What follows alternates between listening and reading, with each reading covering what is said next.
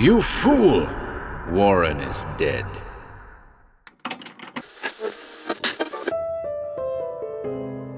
Welcome to HorrorBabble. We're back with some Robert E. Howard today, folks. It's been a while. This one is another mythos tale concerning dark powers and occult evil, featuring the characters Conrad and Kirowan, having first emerged in Weird Tales in June 1934. We hope you enjoy it.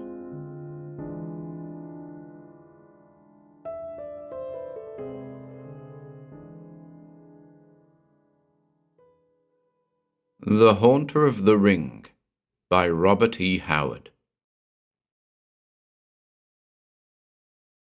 As I entered John Kirowan's study, I was too much engrossed in my own thoughts to notice, at first, the haggard appearance of his visitor, a big, handsome young fellow well known to me. "Hello, Kirowan," I greeted. "Hello, Gordon. Haven't seen you for quite a while. How's Evelyn?" And before he could answer, still on the crest of the enthusiasm which had brought me there, I exclaimed, "Look here, you fellows. I've got something that will make you stare. I got it from that robber, Ahmed Mektab, and I paid high for it, but it's worth it. Look." From under my coat, I drew the jewel-hilted Afghan dagger which had fascinated me as a collector of rare weapons. Kirowan, familiar with my passion, showed only polite interest, but the effect on Gordon was shocking. With a strangled cry, he sprang up and backward, knocking the chair clattering to the floor. Fists clenched and countenance livid, he faced me, crying, "Keep back! Get away from me! Oh!" I was frozen in my tracks. "What in the—" I began bewilderedly, when Gordon, with another amazing change of attitude, dropped into a chair and sank his head in his hands. I saw his heavy shoulders quiver. I stared helplessly from him to Kirowan, who seemed equally dumbfounded. "Is he drunk?" I asked. Kirowan shook his head, and filling a brandy glass, offered it to the man. Gordon looked up with haggard eyes, seized the drink, and gulped it down like a man half-famished. Then he straightened up and looked at us shamefacedly. "I'm sorry I went off my handle, O'Donnell," he said. "It was the unexpected shock of you drawing that knife." "Well," I retorted with some disgust, "I suppose you thought I was going to stab you with it." "Yes, I did." Then, at the utterly blank expression on my face, he added, "Oh, I didn't actually think that. At least I didn't reach that conclusion by any process of reasoning. It was just the blind, primitive instinct of a hunted man, against whom anyone's hand may be turned." His strange words and the despairing way he said them sent a queer shiver of nameless apprehension down my spine. "What are you talking about?" I demanded uneasily. "Hunted? For what? You never committed a crime in your life." "Not in this life, perhaps," he muttered. "What do you mean?" "What if retribution for a black crime committed in a previous life were hounding me?" he muttered. "That's nonsense," I snorted. "Oh, is it?" he exclaimed, stung. "Did you ever hear of my great-grandfather, Sir Richard Gordon of Argyll?" "Sure, but what's that got to do with—" "You've seen his portrait. Doesn't it resemble me?" "Well, yes," I admitted. "Except that your expression is frank and wholesome, whereas his is crafty and cruel." "He murdered his wife," answered Gordon. "Suppose the theory of reincarnation were true. Why shouldn't a man suffer in one life for a crime committed in another?" "You mean you think you are the reincarnation of your great-grandfather? Of all the fantastic— Well, since he killed his wife, I suppose you'll be expecting Evelyn to murder you." This last was delivered in searing sarcasm, as I thought of the sweet, gentle girl Gordon had married. His answer stunned me. "My wife," he said slowly, "has tried to kill me 3 times in the past week." There was no reply to that. I glanced helplessly at John Kirowan, He sat in his customary position, chin resting on his strong, slim hands. His white face was immobile, but his dark eyes gleamed with interest. In the silence I heard a clock ticking like a death watch. "Tell us the full story, Gordon," suggested Kirowan, and his calm, even voice was like a knife that cut a strangling, relieving the unreal tension.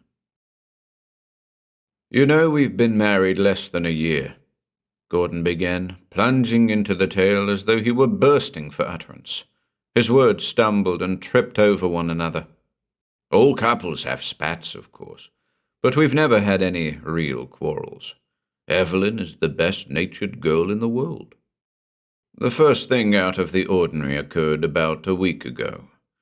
We had driven up in the mountains, left the car, and were wandering around picking wild flowers. At last we came to a steep slope, some 30 feet in height, and Evelyn called my attention to the flowers which grew thickly at the foot. I was looking over the edge and wondering if I could climb down without tearing my clothes to ribbons, when I felt a violent shove from behind that toppled me over. If it had been a sheer cliff, I'd have broken my neck. As it was, I went tumbling down, rolling and sliding, and brought up at the bottom scratched and bruised, with my garments in rags. I looked up and saw Evelyn staring down, apparently frightened half out of her wits. "Oh, Jim," she cried, "are you hurt? How came you to fall?" It was on the tip of my tongue to tell her there was such a thing as carrying a joke too far, but these words checked me. I decided that she must have stumbled against me unintentionally, and actually didn't know it was she who precipitated me down the slope. So I laughed it off and went home. She made a great fuss over me, insisted on swabbing my scratches with iodine, and lectured me for my carelessness. I hadn't the heart to tell her it was her fault. But 4 days later, the next thing happened. I was walking along our driveway when I saw her coming up in the automobile. I stepped out on the grass to let her by, as there isn't any curb along the driveway. She was smiling as she approached me, and slowed down the car as if to speak to me. Then, just before she reached me, a most horrible change came over her expression. Without warning, the car leaped at me like a living thing as she drove her foot down on the accelerator. Only a frantic leap backward saved me from being ground under the wheels. The car shot across the lawn and crashed into a tree. I ran to it and found Evelyn dazed and hysterical, but unhurt. She babbled of losing control of the machine. I carried her into the house and sent for Dr. Donnelly. He found nothing seriously wrong with her, and attributed her day's condition to fright and shock. Within half an hour she regained her normal senses, but she's refused to touch the wheel since.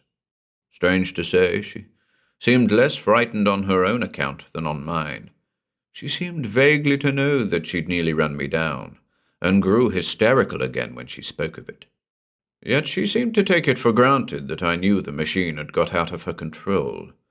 But I distinctly saw her wrench the wheel around, and I know she deliberately tried to hit me. Why, God alone knows. Still, I refused to let my mind follow the channel it was getting into. Evelyn had never given any evidence of any psychological weakness or nerves. She's always been a level-headed girl, wholesome and natural. But I began to think she was subject to crazy impulses. Most of us have felt the impulse to leap from tall buildings, and sometimes a person feels a blind, childish, and utterly reasonless urge to harm someone. We pick up a pistol, and the thought suddenly enters our mind how easy it would be to send our friend, who sits smiling and unaware, into eternity with a touch of the trigger. Of course we don't do it, but the impulse is there. So I thought perhaps some lack of mental discipline made Evelyn susceptible to these unguided impulses, and unable to control them. "Nonsense," I broke in. "I've known her since she was a baby. If she has any such trait, she's developed it since she married you." It was an unfortunate remark. Gordon caught it up with a despairing gleam in his eyes. "That's just it. Since she married me. It's a curse, a black, ghastly curse, crawling like a serpent out of the past. I tell you, I was Richard Gordon, and she was Lady Elizabeth, his murdered wife." His voice sank to a blood-freezing whisper. I shuddered. It's an awful thing to look upon the ruin of a keen, clean brain, and such I was certain that I surveyed in James Gordon. Why or how or by what grisly chance it had come about I could not say, but I was certain the man was mad. "You spoke of 3 attempts. It was John Kirowan's voice again, calm and stable amid the gathering webs of horror and unreality. "Look here." Gordon lifted his arm, drew back the sleeve, and displayed a bandage, the cryptic significance of which was intolerable. "I came into the bathroom this morning looking for my razor," he said. "I found Evelyn just on the point of using my best shaving implement for some feminine purpose, to cut out a pattern or something. Like many women, she can't seem to realize the difference between a razor and a butcher knife or a pair of shears.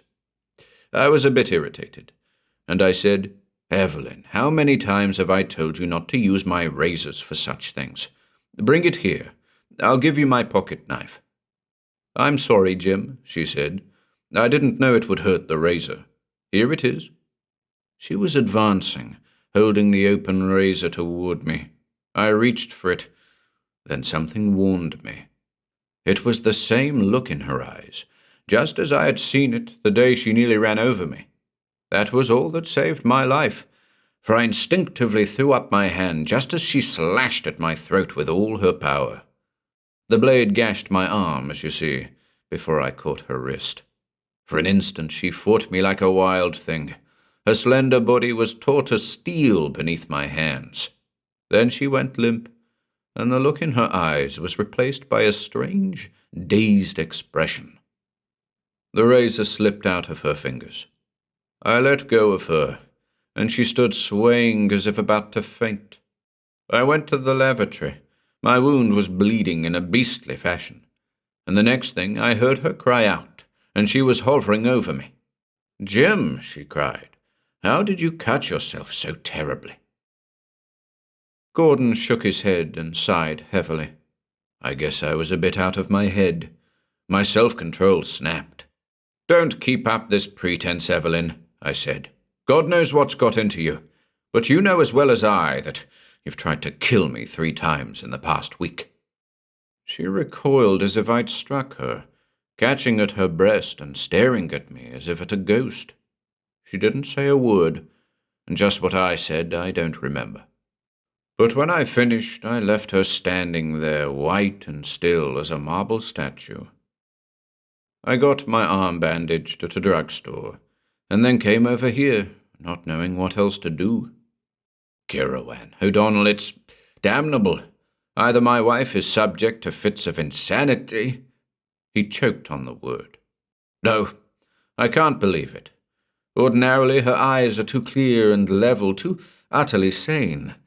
But every time she has an opportunity to harm me, she seems to become a temporary maniac.' He beat his fist together in his impotence and agony. 'But it isn't insanity. I used to work in a psychopathic ward, and I've seen every form of mental imbalance. My wife is not insane.' 'Then what?' I began, but he turned haggard eyes on me. 'Only one alternative remains,' he answered. 'It's the old curse. From the days when I walked the earth with a heart as black as hell's darkest pits, and did evil in the sight of man and of God. She knows, in fleeting snatches of memory. People have seen before, have glimpsed forbidden things in momentary liftings of the veil which bars life from life. She was Elizabeth Douglas, the ill-fated bride of Richard Gordon, whom he murdered in jealous frenzy, and the vengeance is hers. I shall die by her hands, as it was meant to be. And she—' He bowed his head in his hands. 'Just a moment.' It was Kirowan again. 'You have mentioned a strange look in your wife's eyes. What sort of a look? Was it of maniacal frenzy? Gordon shook his head. It was an utter blankness. All the life and intelligence simply vanished, leaving her eyes dark wells of emptiness. Kirowan nodded and asked a seemingly irrelevant question. Have you any enemies? Not that I know of. You forget Joseph Rollock, I said. I can't imagine that elegant sophisticate going to the trouble of doing you actual harm, but I have an idea that if he could discomfort you without any physical effort on his part, he'd do it with a right good will. Kirowan turned on me an eye that had suddenly become piercing. And who is this Joseph Rollock? A young exquisite who came into Evelyn's life and nearly rushed her off her feet for a while. But in the end she came back to her first love, Gordon here. Rollock took it pretty hard. For all his suaveness, there's a streak of violence and passion in the man that might have cropped out but for his infernal indolence and blasé indifference. Oh, there's nothing to be said against Rollock, interrupted Gordon impatiently. He must know that Evelyn never really loved him. He merely fascinated her temporarily with his romantic Latin air. Not exactly Latin, Jim, I protested. Rollock does look foreign, but it isn't Latin. It's almost Oriental. Well, what has Rollock to do with this matter? Gordon snarled with the irascibility of frayed nerves. He's been as friendly as a man could be since Evelyn and I were married. In fact, only a week ago he sent her a ring, which he said was a peace offering, and a belated wedding gift. Said that after all, her jilting him was a greater misfortune for her than it was for him. The conceited jackass. A ring? Kirowan had suddenly come to life. It was as if something hard and steely had been sounded in him. What sort of a ring? Oh, a fantastic thing. Copper, made like a scaly snake coiled 3 times, with its tail in its mouth and yellow jewels for eyes. I gather he picked it up somewhere in Hungary. He has travelled a great deal in Hungary.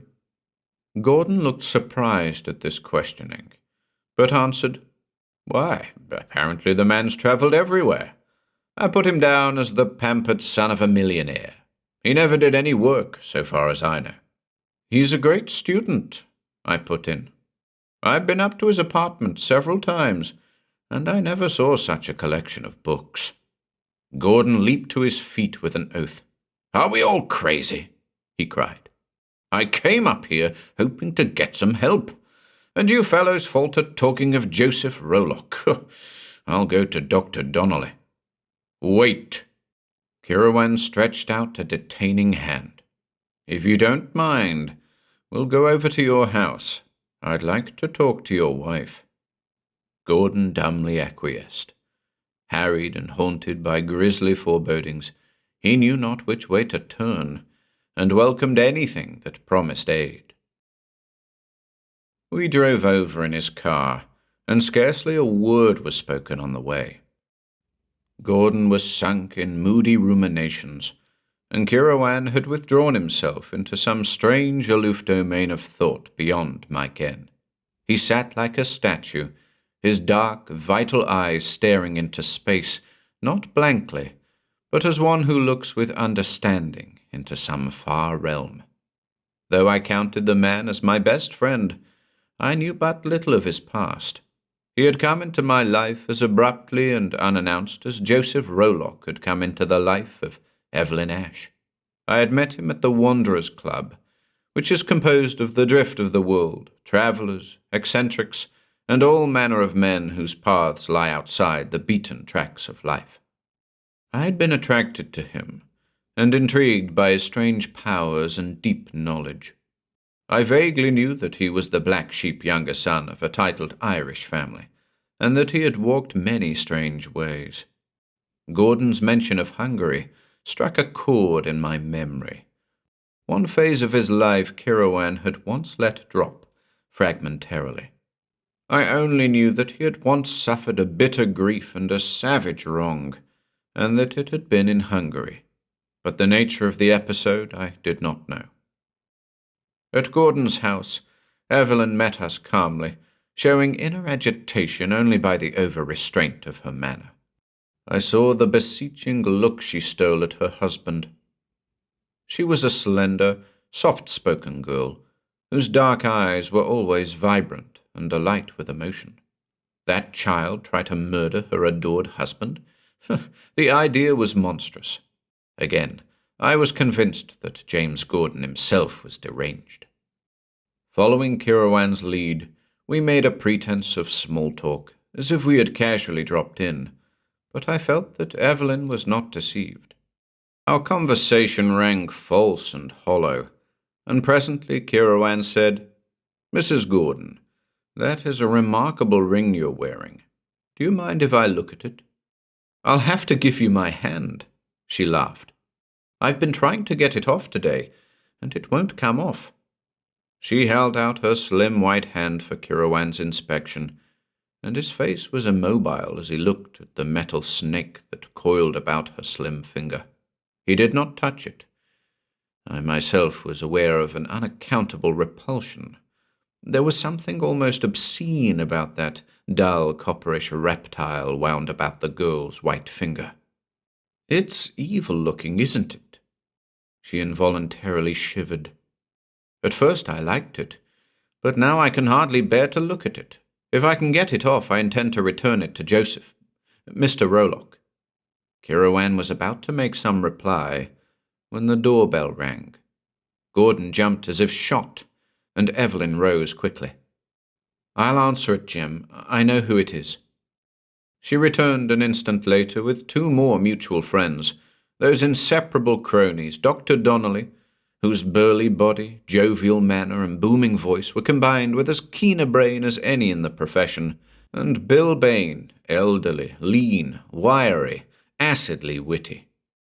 Both were old friends of the Ash family. Dr. Donnelly had ushered Evelyn into the world, and Bain was always Uncle Bill to her. "Howdy, Jim. Howdy, Mr. Kirowan," roared Donnelly. "Hey, O'Donnell, have you got any firearms with you? Last time you nearly blew my head off showing me an old flintlock pistol that wasn't supposed to be loaded." "Dr. Donnelly!" We all turned. Evelyn was standing beside a wide table, holding it as if for support. Her face was white. Our badinage ceased instantly. A sudden tension was in the air. "Dr. Donnelly," she repeated, holding her voice steady by an effort. "I sent for you and Uncle Bill for the same reason for which I know Jim has brought Mr. Kirowan and Michael. There is a matter Jim and I can no longer deal with alone. There is something between us, something black and ghastly and terrible." "What are you talking about, girl?" All the levity was gone from Donnelly's great voice.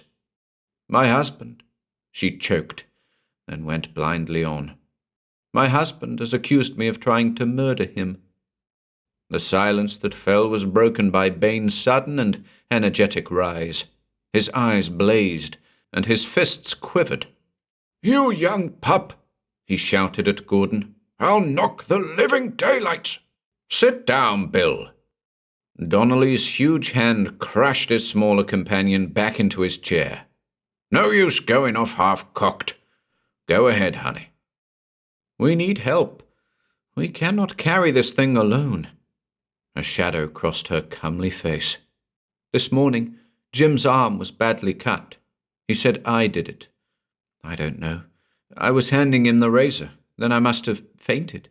At least everything faded away. When I came to myself, he was washing his arm in the lavatory, and he accused me of trying to kill him." "Why, the young fool!" barked the belligerent Bain. "Hasn't he sense enough to know that if you did cut him, it was an accident?" "Shut up, won't you?" snorted Donnelly. "Honey, did you say you fainted? That isn't like you." "I've been having fainting spells," she answered. "The first time was when we were in the mountains and Jim fell down a cliff. We were standing on the edge, then everything went black, and when my sight cleared, he was rolling down the slope." She shuddered at the recollection. "Then, when I lost control of the car and it crashed into the tree. You remember, Jim called you over." Dr. Donnelly nodded his head ponderously. I don't remember you ever having fainting spells before. But Jim says I pushed him over the cliff, she cried hysterically. He says I tried to run him down in the car. He says I purposely slashed him with a razor. Dr. Donnelly turned perplexedly toward the wretched Gordon. How about it, son? God help me, Gordon burst out in agony. It's true. Why, you lying hound! It was Bain who gave tongue, leaping again to his feet. If you want a divorce, why don't you get it in a decent way, instead of resorting to these despicable tactics? Damn you! Roared Gordon, lunging up and losing control of himself completely. If you say that, I'll tear your jugular out. Evelyn screamed.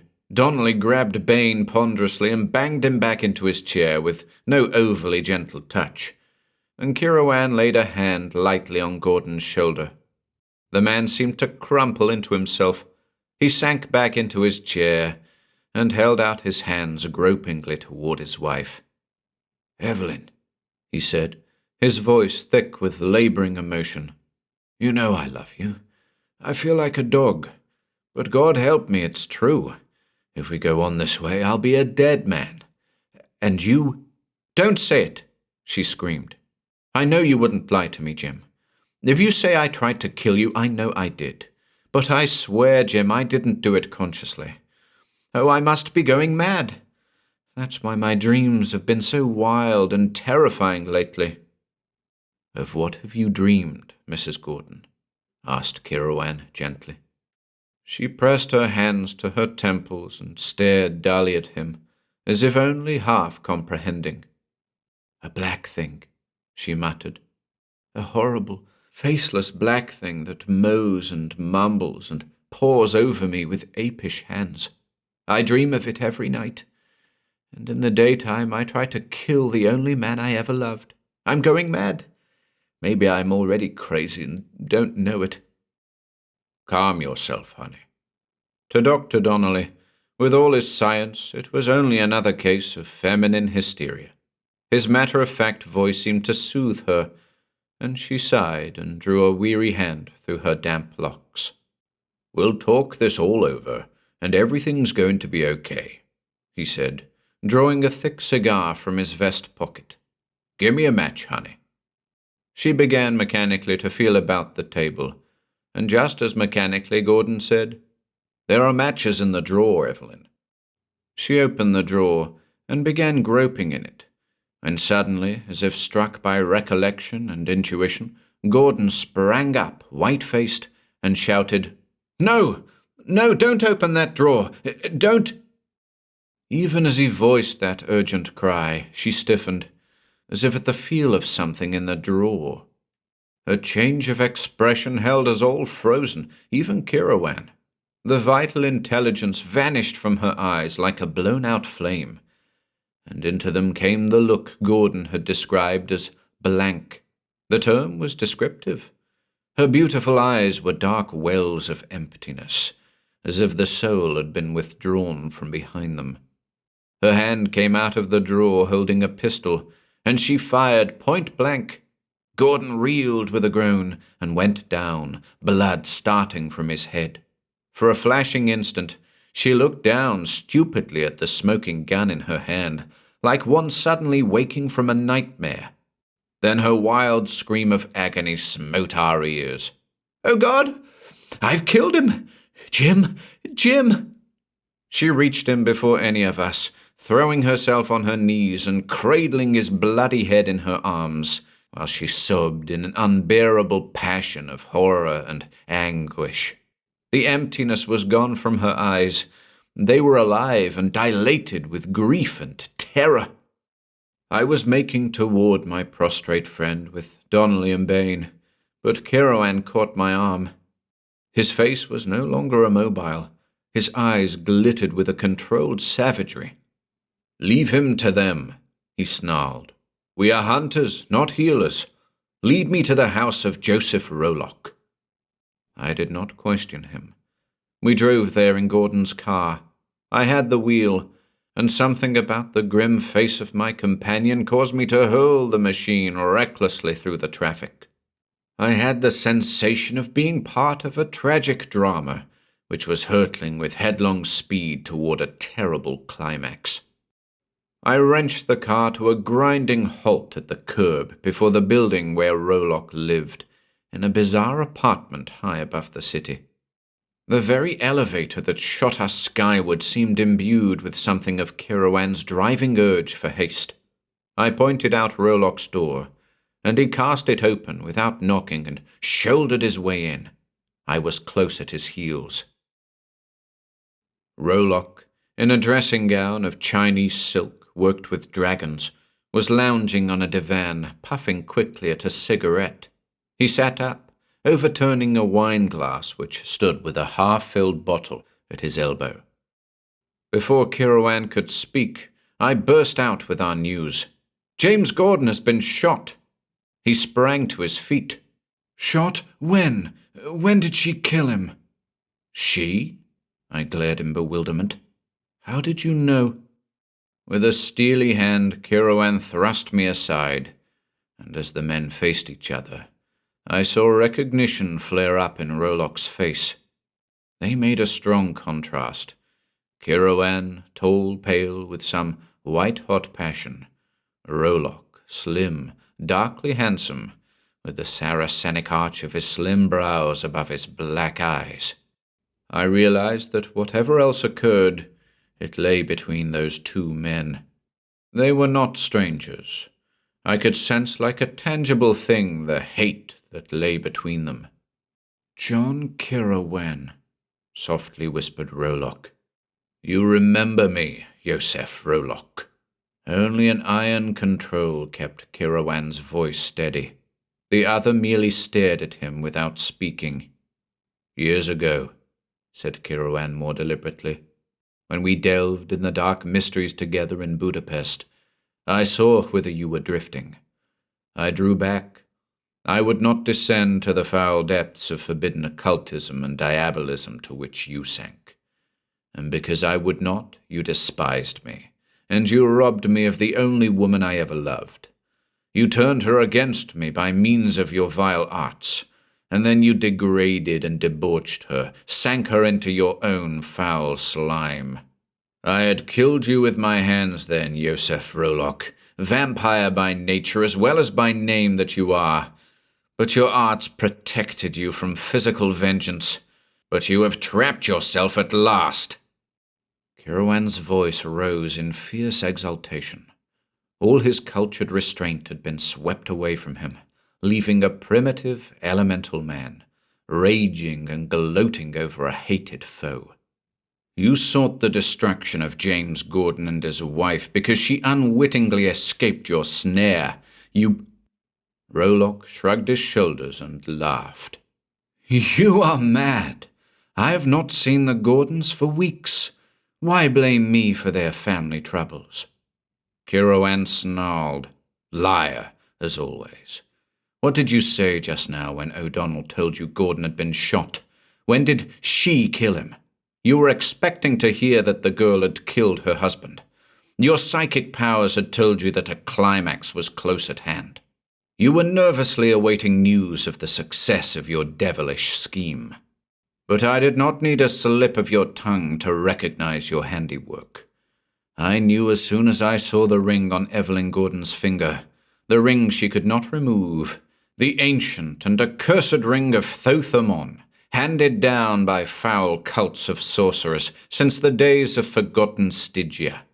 I knew that ring was yours, and I knew by what ghastly rights you came to possess it, and I knew its power. Once she put it on her finger, in her innocence and ignorance, she was in your power. By your black magic you summoned the black elemental spirit, the haunter of the ring, out of the gulfs of night and the ages.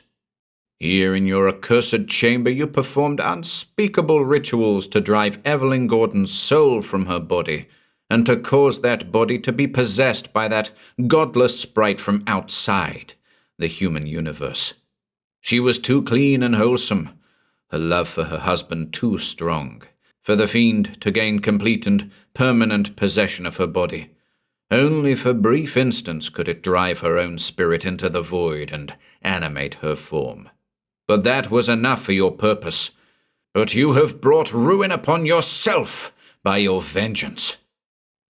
Kirowan's voice rose to a feline screech. "What was the price demanded by the fiend you drew from the pits? Ah, you blench. Yosef Rolock is not the only man to have learned forbidden secrets. After I left Hungary, a broken man, I took up again the study of the black arts, to trap you, you cringing serpent. I explored the ruins of Zimbabwe, the lost mountains of Inner Mongolia, and the forgotten jungle islands of the southern seas. I learned what sickened my soul, so that I forswore occultism forever. But I learned of the black spirit that deals death by the hand of a beloved one, and is controlled by a master of magic. But, Yosef Rolock, you are not an adept. You have not the power to control the fiend you have invoked, and you have sold your soul." The Hungarian tore at his collar, as if it were a strangling noose. His face had changed, as if a mask had dropped away. He looked much older. "You lie," he panted. "I did not promise him my soul." "I do not lie!" Kirowan's shriek was shocking in its wild exultation. "I know the price a man must pay for calling forth the nameless shape that roams the gulfs of darkness. Look, there in the corner behind you. A nameless, sightless thing is laughing, is mocking you. It has fulfilled its bargain, and it has come for you, Yosef Rolock." "No!" shrieked Rolock, tearing his limp collar away from his sweating throat. His composure had crumpled, and his demoralization was sickening to see. "I tell you it was not my soul. I promised it a soul, but not my soul. He must take the soul of the girl, or of James Gordon." "Fool!" roared Kirowan. "Do you think he could take the souls of innocents? That he would not know they were beyond his reach? The girl and the youth he could kill. Their souls were not his to take or yours to give. But your black soul is not beyond his reach, and he will have his wage. Look, he is materializing behind you. He is growing out of thin air." Was it the hypnosis inspired by Kirowan's burning words that caused me to shudder and grow cold, to feel an icy chill that was not of earth pervade the room? Was it a trick of light and shadow that seemed to produce the effect of a black, anthropomorphic shadow on the wall behind the Hungarian? No, by heaven. It grew, it swelled. Rolock had not turned. He stared at Kirowan with eyes starting from his head, hair standing stiffly on his scalp, sweat dripping from his livid face. Kirowan's cry started shudders down my spine.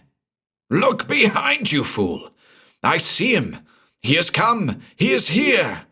His grisly mouth gapes in awful laughter. His misshapen paws reach for you."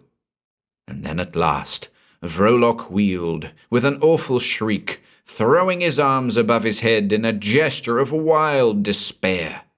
And for one brain-shattering instant he was blotted out by a great black shadow. Kirowan grasped my arm, and we fled from that accursed chamber, blind with horror. The same paper, which bore a brief item telling of James Gordon having suffered a slight scalp wound by the accidental discharge of a pistol in his home, headlined the sudden death of Joseph Rolock, wealthy and eccentric clubman, in his sumptuous apartments, apparently from heart failure. I read it at breakfast, while I drank cup after cup of black coffee, from a hand that was not too steady, even after the lapse of a night. Across the table from me, Kirowan likewise seemed to lack appetite. He brooded, as if he roamed again through bygone years. Gordon's fantastic theory of reincarnation was wild enough, I said at last, but the actual facts were still more incredible. Tell me, Kirowan, Was that last scene the result of hypnosis? Was it the power of your words that made me seem to see a black horror grow out of the air and rip Yosef Rollock's soul from his living body? He shook his head. No human hypnotism would strike that black-hearted devil dead on the floor. No, there are beings outside the ken of common humanity, foul shapes of transcosmic evil.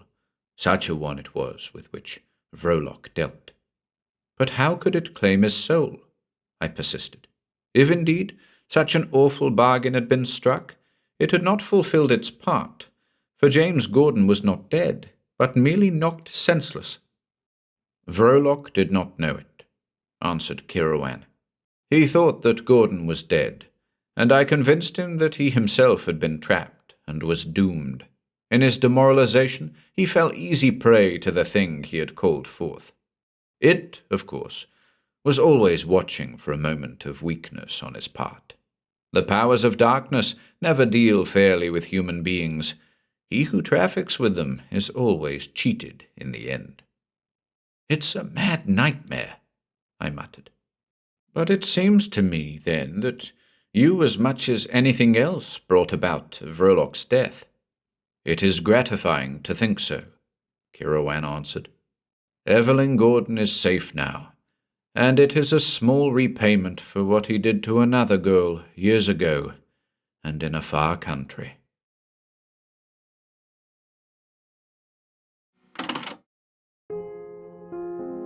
If you enjoyed listening today, be sure to subscribe to the channel by hitting the red subscribe button below.